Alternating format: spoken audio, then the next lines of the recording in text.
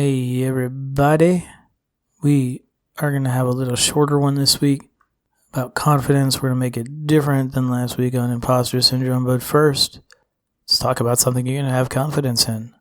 Kettle on fire bone broth, slow cooked for 20 hours with organic herbs and veggies, makes it taste delicious.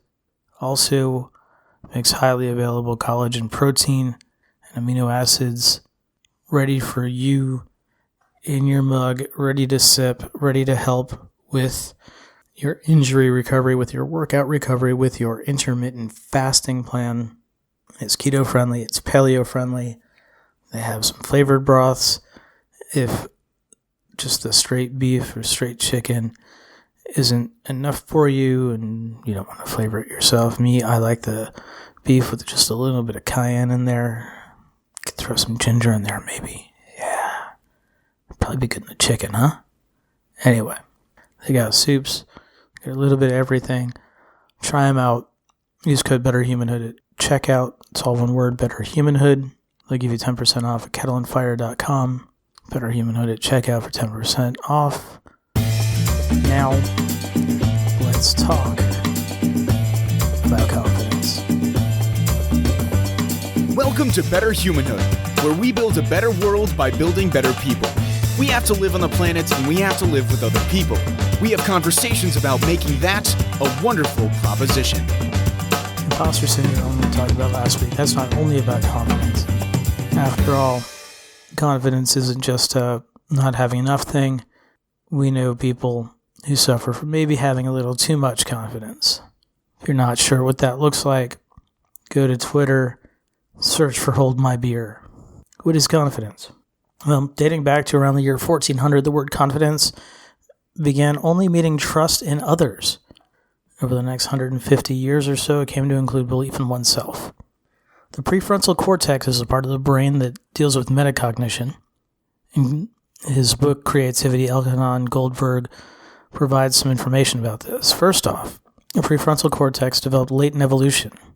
In fact, he says it might be the piece of the brain that helped separate Homo sapiens from earlier hominids.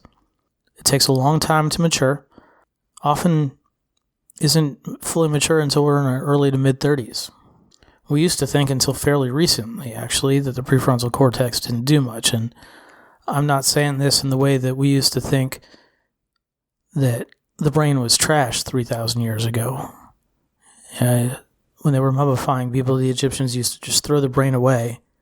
They'd put the heart back in the body, put their other organs in a jar, send the dead off to the other side with, but they just tossed the brain out. They thought it was just mush and didn't do anything.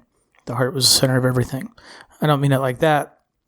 We just thought it didn't do much. If you've heard of a frontal lobotomy, they were common until the 60s. Basically, that just severed the prefrontal cortex from the rest of the brain. If you think of all the little bits of information you know or remember as Lego blocks, and this is Elkhonon Goldberg's writing, it's the job of the prefrontal cortex to arrange, sort, disarrange, reassemble the blocks. That's what metacognition is. That's what the prefrontal cortex is responsible for. So basically, everything that's floating around in your head, it makes sense of it. Andrew Luttrell and his colleagues did a review of literature surrounding metacognitive confidence.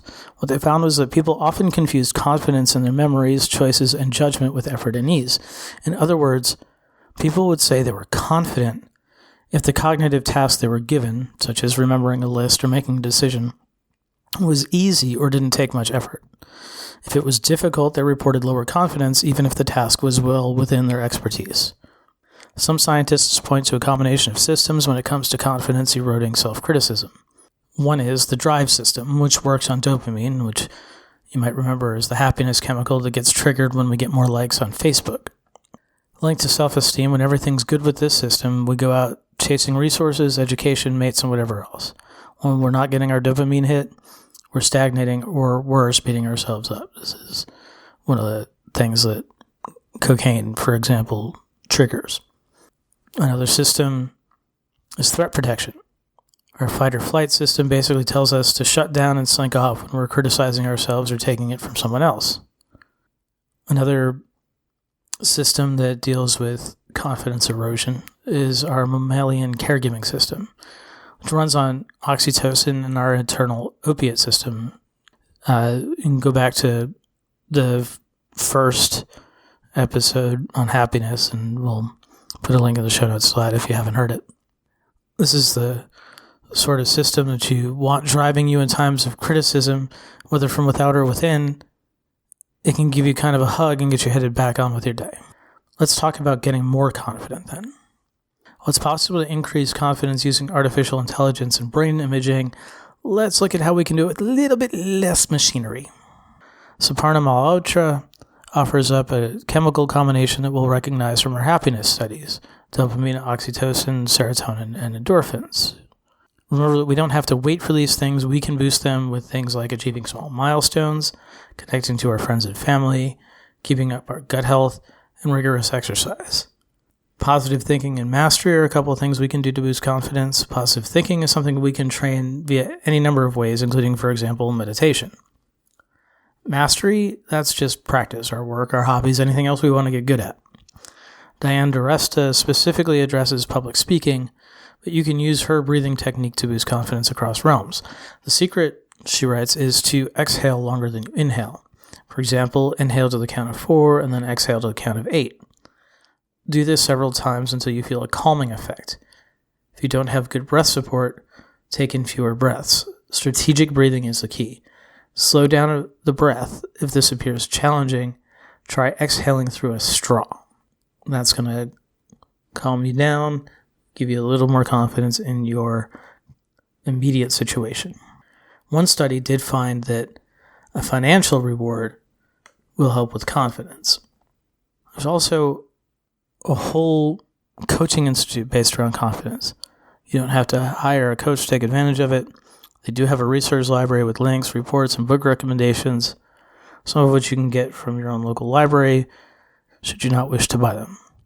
But here is maybe the most important thing in dealing with your confidence. Take a look at the people around you. If the people around you aren't people who lift you up, who give you confidence, yeah, maybe they tease you, give you good ribbing, whatever. If they don't make you feel good about yourself, get rid of them. Don't go fuck off. You don't need those people. kettleandfire.com. Code BetterHuman at checkout for 10% off. Leave a rating and review wherever you're listening to this. I appreciate that. That'll help more people find the show. Be who you are. Be who you will to be. We will see you next time.